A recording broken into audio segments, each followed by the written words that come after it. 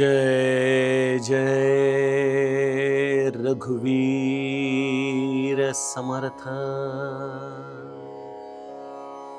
मुखी राम त्या काम बाधू शकेना, गुणेष्ट धारिष्ट त्याचे चुकेना।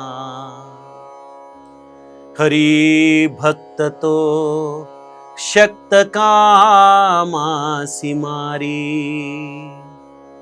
जगी धन्य तो मारुती ब्रह्मचारी। जय जय रघुवीर समर्थ। श्रोता वक्ता श्रीराम समर्थ। जय जय रघुवीर समर्थ।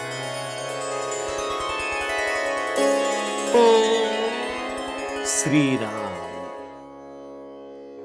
आपल्या सर्वांच्या हृदयस्थ वसणाऱ्या आत्मारामास साष्टांग प्रणिपात करून मनोबोध एक अंतरयात्रा हा श्री समर्थ रामदास स्वामी विरचित मनाच्या श्लोकांचा जो आपण चिंतनात्मक मागोवा घेत आहोत।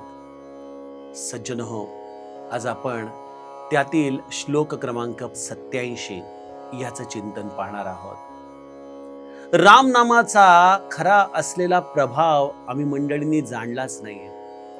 काय काय प्राप्त होऊ शकतं या रामनामाने। हे रामनाम एक अलौकिक अशी संजीवनी आहे, ज्याच्या आधाराने जीव प्रत्यक्ष भगवंतापर्यंत तर जातोच, परंतु या जीवाला एक विलक्षण विश्राम प्राप्त होतो। त्या विश्रामाची अवस्था प्राप्त होण्यासाठी एकच करायचंय, मुखी राम विश्राम तेथेची आहे। त्या मुखामध्ये हरिमुखे म्हणा, हरिमुखे म्हणा अशी त्याची अवस्था होणं ही खऱ्या अर्थाने त्या मनाला विश्राम प्राप्त होण्याची खूण आहे। समर्थ आम्हाला या रामनामाचं महत्व गेल्या श्लोकामध्ये सांगतायत आणि ह्या श्लोकामध्ये या नामाच्या आधाराने जीव एका विलक्षण अशा उपाधीला प्राप्त करू शकतो।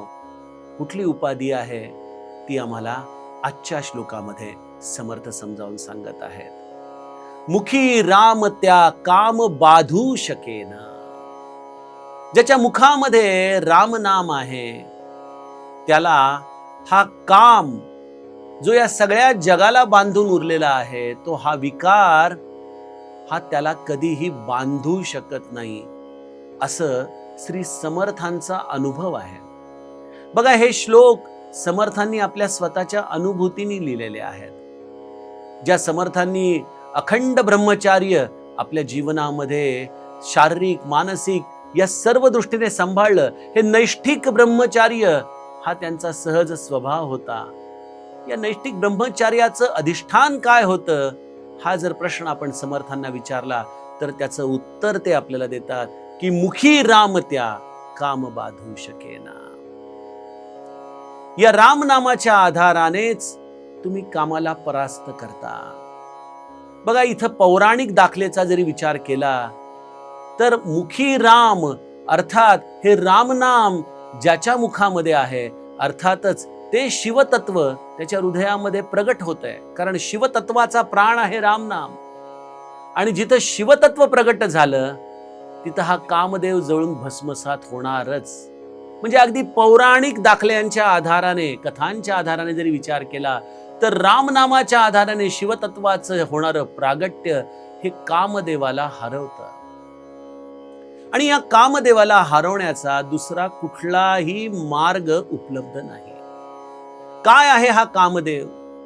या जगामध्ये आपण जर एक नजर मारली तर आपल्या लक्षात येतं की या संपूर्ण विश्वाला या काम इच्छेने जणू काही बांधून टाकलेलं आहे। काम याचा अर्थ केवळ शरीर संबंधांपुरताच आपण मर्यादित ठेवू नये। मनुष्याच्या अंतरंगात येणारी प्रत्येक वासना हा एक प्रकारे कामविकारच आहे। या विकारांच्या आधाराने मनुष्य हा बांधला गेलाय. अमुक अमुक मला हवं आहे, ह्या गोष्टीने तो एक प्रकारे तळमळत आहे. ती गोष्ट प्राप्त झाली तरी तो सुखी होत नाही, कारण लगेचच त्याला पुढची गोष्ट खुणावतीये. पुढचा टप्पा त्याला प्राप्त करण्यासाठी तो पुन्हा एकदा धावू लागतोय. संपूर्ण विश्व या एक प्रकारे या कामेच्छेनेच बांधलेलं आपल्याला दिसतं. आणि अगदी काम या शब्दाचा आपण अगदी जसाच्या तसा अर्थ जरी घेतला तरी रणांगणामध्ये अगदी विलक्षण पुरुषार्थ दाखवणारे अनेक शूर सैनिक असतात बघा. त्यांच्या अनेकांच्या कथा आपण ऐकलेल्या आहेत. पुरुषार्थ दाखवणारे हे राजे, परंतु आपल्या एखाद्या स्त्रीच्या प्रेमापायी, तिच्या हट्टापायी, तिच्यामध्ये गुंतल्यामुळं कशा पद्धतीने गुडघ्यांवरती बसायची त्यांची वेळ येते, शरणागत होतात, याचे देखील अनेक दाखले इतिहासामध्ये आहेत. म्हणजे रणांगणावरती पुरुषार्थ गाजवणारे मात्र या कामाच्या पुढं एक प्रकारे शरणागत होतात, हारले जातात. त्यांना या विकारावरती मातच करता येऊ शकत नाही.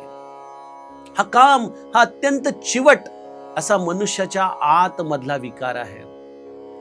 आपल्याला असं वाटतं की शरीर कदाचित या विकारांना वृद्धापकाळांमध्ये सोडून देतं, परंतु सज्जनो, लहानपणापासून हे विकार आमच्या बरोबर राहतात आणि या विकारांच्या बरोबरच हे शरीर राहतं आणि या विकारांच्या संस्कारांबरोबरच हे शरीर त्यागलं देखील जातं. मनुष्याला अतिशय त्रास देणारा असा हा कामविकार. आणि याला जिंकण्याचं उत्तर जगामध्ये खरंच कोणाकडे आहे का हो? ज्यांनी याला जिंकलं त्यांनीच त्याचं उत्तर आम्हाला सांगितलं. मुखी राम त्या काम बाधू शकेना. ज्याच्या मुखामध्ये राम आहे त्याला हा काम बाधू शकत नाही. बघा, इथं समर्थांनी फार सुंदर शब्द वापरलाय. एक अनुस्वार जर केला तर तो बांधू होतो आणि जर तो अनुस्वार काढला तर तो बाधू होतो. काम हृदयामध्ये येणं हा प्रापंचिकाचा स्थायी भाव आहे, परंतु असा प्रापंचिक या विकारामुळं बाधित होत नाही ना, त्याची साधना कुठं खंडित होत नाही ना, हा देखील प्रश्न इथं तेवढा चिंतनीय आहे. श्री महाराज काय किंवा इतर सर्व संतांनी आम्हा प्रापंचिकांना या सर्व विकारांच्या आधाराने नियमित पद्धतीने, सम्यक पद्धतीने आपलं जीवन जगण्याचा अधिकार दिलेला आहे. प्रपंच म्हटला की त्यामध्ये स्वाभाविक एक अत्यंत सम्यक असा काम असणं हे देखील गरजेचं आहे. परंतु जेव्हा या कामाची अतिरेकी अवस्था होते त्यावेळेला निश्चितच आमच्या लक्षात येतं की हा कामविकार हा मनुष्याला रामापासून दूर नेणारा ठरतो, त्याची संपूर्ण अधोगती करणारा ठरतो. या कामविकारापासून वाचण्यासाठी समर्थांनी हा सदुपदेश आम्हाला दिला की मुखी राम त्या काम बाधू शकेना. आणि याचं जसं एक उदाहरण समर्थ रामदास स्वामी आहेत, त्याचप्रमाणे श्री महाराजांच्या चरित्रामध्ये एक प्रसंग आहे की जेव्हा मावळत्या सूर्याचा प्रकाश श्री महाराजांवरती पडलेला असतो आणि त्याला पाहताना श्री महाराज म्हणतात की ज्याला ओंकार ओंकार म्हणतात तोच हा सूर्य भगवान. त्या भगवंताने एक कामाला जिंकलं आणि अस्मादिकांनी कामाला जिंकलं. अस्मादिक म्हणजे अर्थातच श्री महाराजांनी या कामविकाराला जिंकलं. असं श्री महाराज अत्यंत निष्ठापूर्वक जेव्हा हे वाक्य उच्चारतात याच्या मागे एकच कारण होतं, कारण श्री महाराज भगवंताच्या नामाशिवाय एक क्षण देखील राहिले नाही, एक क्षण देखील. यापेक्षा अजूनही काय दाखला हवा? ज्याच्या मुखामध्ये अखंड राम नाम आहे त्याच्या जीवनामध्ये त्याला कामविकार बाधू शकत नाही, त्याला तो कामविकार कधीही बांधू शकत नाही. गुणे इष्ट धारिष्ट त्याचे चुकेना. काय होतं? राम नाम मुखामध्ये आलं की हे राम नाम एक विलक्षण ऊर्जामय असं बीज आहे. या कामविकाराला हरवणं एवढं सोपं नाही. मी आपल्याला म्हटलं ना की रणांगणावरती पुरुषार्थ दाखवणारे, परंतु आपल्या या शयनखान्यामध्ये मात्र एखाद्या स्त्रीच्या चरणांवरती गडाबडा लोळतात. याचं कारणच असं आहे की त्या कामविकाराची सेना ही अत्यंत प्रबळ असते, अत्यंत चिवट असते, धूर्त असते. अनेकदा तो विकार कधी कधी वेगवेगळ्या रूपांमध्ये आपल्या समोर येतो आणि आपल्याला तो कधी नेस्तनाबूत करतो हे आपल्यालाच कळत नाही. आणि त्यासाठी संतांनी एक गोष्ट सांगितली, अखंड सावधानता, अखंड सावधानता. प्रत्येक भावनेचं निरीक्षण करून, अभ्यास करून आपण आपल्या साधनेला निरंतर आपल्या मुखाशी जतन करणं ही सावधानता फार गरजेची आहे. ज्याने हे सावधानतेने नाम जतन केलं, ते नामाचं बीज या कामविकाराच्या सैनिकांशी सतत लढण्यासाठी त्याला पुरवठा करत राहतं. गुणेइष्ट धारिष्ट त्याचे चुकेना. या कामविकाराला हरवण्यासाठी विलक्षण धारिष्ट लागतं बघा. खूप धीटपणा लागतो आपल्या हात. आणि तो धीटपणा, ते धारिष्ट, ते केवळ या गुणांना या रामनामाच्या मुळच प्राप्त होऊ शकतं. अन्यथा त्याला या कामविकारावरती विजय मिळवणं हे अशक्य आहे. समर्थ आम्हाला हा अनुभवाचा प्रांत सांगतायत. सज्जनो, आज देखील अनेकांच्या जीवनामध्ये जर हा विकार त्यांना त्रस्त करत असेल तर याचं एक साधं उत्तर आहे की आत्ताच्या क्षणापासून तुम्ही रामनामाला लागा. कारण रामनाम कसं आहे, बंदऊ नाम राम रघुबर को, हे तू कृसानु भानु हिम करको. त्यामध्ये कृसानु आहे, त्यामध्ये अग्नी आहे. आणि हा अग्नी जसा महादेवाचा तिसरा नेत्र या कामदेवाला जाळून भस्मसात करतो, त्याप्रमाणे रामनामामधलं हे अग्नी तत्व या कामविकाराला जाळून भस्मसात करतं. सज्जनो, यासाठी काही गोष्टी आपल्याला आचरणात देखील आणाव्या लागतात. रामनाम घेणाऱ्या माणसाने थोडंसं मनाला अनुशासन लावावं लागतं, ज्याच्यामुळं कामाला उत्तेजना मिळेल, ज्याच्यामुळं काम विचारांना चालना मिळेल. असे लोक, असे विचार, असं साहित्य, अशी दृश्य, या सगळ्यांपासून साधकाने स्वतःला दूर ठेवलं पाहिजे. निरंतर सत्संगामध्ये राहण्याचा त्याने प्रयत्न केला पाहिजे. बघा, कुसंगती काही क्षणांची अजामिळाला मिळाली. खरं तर अजामिळ हा अत्यंत निष्ठावंत ब्राह्मण होता, पण काही क्षण त्या वेश्येचं दर्शन काय झालं आणि त्यातून त्याची जी अधोगती सुरू झाली ते चरित्र आपण जाणताच. त्यामुळं इथं साधकाने थोडासा विवेक, जो विवेक देखील पुन्हा रामनामातूनच येतो, पण अत्यंत सावधानतेने तो विवेक ठेवला पाहिजे. आणि तरी देखील जर आतून कामविकार त्रास देऊ लागला ना, तर त्याला पूज्य बाबांनी दोन मार्ग सांगितले. एक आहे सप्रेशन आणि दुसरा आहे सब्लिमेशन. सप्रेशन म्हणजे दाबून टाकता यायला पाहिजे, आणि हे दाबून टाकण्यासाठी लागतं ते धारिष्ट. गुणे इष्ट धारिष्ट त्याचे चुकेना. इथं आमचं हा कामविकारापुरी मनुष्याची वृत्ती चळता कामा नये, हे चलन होऊ नये, यासाठी मुखी नाम निरंतर असणं हे अत्यावश्यक आहे. सावधानता असणं अत्यावश्यक आहे. सत्संग असणं अत्यावश्यक आहे. आणि या धारिष्टाच्या आधाराने मनुष्य या कामविकाराला दाबून टाकू शकतो. आणि सब्लिमेशन मध्ये तुम्ही त्या विकाराला वळवू शकता, चॅनलाइज करू शकता. वेगवेगळ्या प्रकारांच्या असलेल्या या गोष्टींमधून मनुष्य त्या भावनेपासून लांब जाऊ शकतो. जसं आपण म्हणतो ना की जरा हवा पालट करून या, तुमची तब्येत नीट होईल, त्याप्रमाणे सज्जनो सब्लिमेशन म्हणजे मनाला वेगळ्या विचारांमध्ये गुंतवण्याची सवय. मग आपल्याला जर या कामाच्या आधाराने कुठेतरी विकाराची निर्मिती होती असं वाटतंय ना, तर अशा वेळेला ते मन तिथून बळजबरीने काढून आपल्याला रूपाचंच ध्यान जर करायचं असेल तर भगवंताच्या रूपाचं ध्यान करावं. भगवंताला आपण अगदी चरण पादुकांपासून ते मस्तकापर्यंत पूर्ण निहाळावं. त्याच्या त्या सुंदर रूपाची छबी आपल्या हृदयामध्ये साठवावी. सज्जनो, हे आहे सब्लिमेशन. गुणे इष्ट धारिष्ट त्याचे चुकेना. आणि या हरिभक्ताची ही अवस्थाच अशी असते की हरिभक्त तो शक्त कामा असी मारी. हा हरिभक्त त्यामुळं अशा पद्धतीने सशक्त होतो, तो कधी अशक्त राहत नाही. तो नित्य आपल्यामध्ये एवढं सामर्थ्य निर्माण करतो की तो त्याला धारिष्ठाने दाबून टाकेल, विवेकाने त्याचा विचार बदलून टाकेल, सावधानतेच्या आधाराने तो स्वतःला इंद्रिय विमुख करेल आणि तो आपल्या मुखामधल्या नामाच्या ऊर्जेच्या आधाराने निरंतर त्या कामाला पराभूत करेल. हरी भक्त तो शक्त कामासी मारी. त्या कामदेवाला जाळणं, मारून टाकणं हेच गरजेचं आहे. त्याला आपण जर मोकळं सोडलं, अगदी थोड्याशा गलितगात्र अवस्थेमध्ये जरी टाकलं तरी तो विकारांच्या आधाराने लगेच धष्टपुष्ट होतो. त्याला जाळून खाक करावं लागतं आणि ती खाक होण्याची प्रक्रिया म्हणजे आहे नामस्मरण. ती प्रक्रिया आहे साधन. हरिभक्त अशा पद्धतीने आपल्या अंतःकरणामध्ये या भगवत नामाचा निरंतर हव्यास ठेवतो. कारण त्याला माहितीये की थोड्या वेळ जरी हे मन मोकळं ठेवलं ना की लगेच त्या मनामध्ये भूतांचा प्रवेश होतो.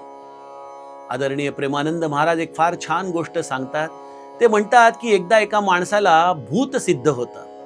ते भूत सिद्ध झाल्यानंतर ते म्हणतं की सांगा काय सेवा करू, काय करू मी तुमचं काम. तो मनुष्य काहीतरी काम सांगतो, ते क्षणामध्ये तो काम करून टाकतो. म्हणतो आता आणखीन काय, असून 2-3 कामं सांगतो. म्हणतो आता काय, म्हणे काम सांगा लवकर, नाही तर मी तुम्हालाच उलटून टाकीन म्हणे खाली. हा घाबरतो, आपल्या गुरूंकडे जातो. म्हणतो ते भूत तर सिद्ध झालंय पण ते लचाण मागं लागलंय माझ्या. ते म्हणते मला सारखं काम सांगा, काम सांगा. ते काम कसं सांगू त्याला सारखं. यावरती गुरु हसून त्याला म्हणतो काही हरकत नाही, त्याला एक खांब दे आणि त्याला म्हणो या खांबावरती सारखं चढ उतार कर. सीताराम सीताराम सीताराम सीताराम. सज्जनो, हे भूत सिद्ध होणं म्हणजे हे मन आहे. आणि हे मन आम्हाला सारखं काहीतरी मागत असतं, जे या व्यापक काम या भावनेच्या आधाराने आम्हाला सतत काही ना काहीतरी ते मागत असतं. आणि किती गोष्टी मागणार, किती गोष्टींचा पुरवठा करणार. मग अशा वेळेला ते काम विकाराने त्रस्त झालेलं मन आम्हालाच उलटून फेकतं, साधनेमधून बाहेर काढतं.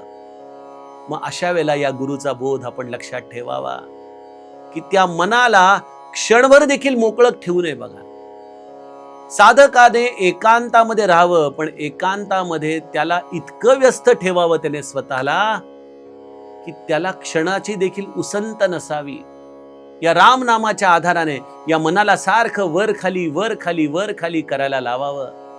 आणि मग एकदा का मन त्या रामनामाशी गुंफलं गेलं, जुळलं गेलं की सज्जनो, या मनाला पुन्हा काम निर्माण करण्यासाठी उसंतच राहत नाही. कारण त्याला आता पुढची आज्ञाच नाहीये. तेवढंच काम सांगितलंय, मी सांगत नाही तोपर्यंत वर खाली करत राहा, राम नाम घेत राहा. सज्जनो, अशा पद्धतीने हरी भक्त तो शक्त कामासी मारी. आणि असं हे कार्य करणारा एकमेव तत्व आहे आमचा राम भक्त, जगी धन्य तो मारुती ब्रह्मचारी. अशा या मारुती रायाने खऱ्या अर्थाने या काम विकारावरती मात करून दाखवली. तो खऱ्या अर्थाने धन्य झाला, तो खऱ्या अर्थाने ब्रह्मचारी राहिला.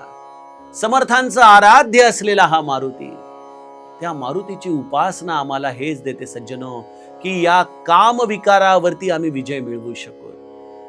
मारुती रायाने या रामनामाच्या साह्याने निरंतर केलेल्या या भगवंताच्या भजनाने या कामदेवावरती मात केली आणि आपलं ब्रह्मचार्य त्याने जतन केलं. सज्जनो, तीच अवस्था समर्थांची होती, तीच अवस्था श्री महाराजांची होती. या सगळ्यांनी मारुती रायाची उपासना केली आणि या मारुतीच्या उपासनेमधून त्यांना प्राप्त झालं ते हे विलक्षण ब्रह्मचार्य, ज्याच्यामध्ये त्यांना कुठलीही प्रकारची वासनाच शिल्लक राहिली नाही. श्री महाराजांच्या जीवनामधले त्यांचे एक कल्याण शिष्य होते पूज्य भाऊसाहेब केतकर. भाऊसाहेबांना एकदा कोणीतरी विचारलं की आपल्याला श्री महाराज इतके का आवडतात बरं. यावरती पूज्य भाऊसाहेब एकच वाक्य म्हणाले की मी इतके वर्ष त्यांच्या बरोबर राहिलो, पण कधीही अमुक अमुक गोष्ट मला द्या, मला याची गरज आहे, असा शब्द श्री महाराजांच्या मुखातून मी कधी ऐकलाच नाही. उष्णता असली, गरमी असली तरी कोणी पंखा घालावा अशी त्यांची अपेक्षा नाही, आणि थंडी आहे म्हणून कोणी कांबळ आणून द्यावं अशी देखील त्यांची अपेक्षा नाही.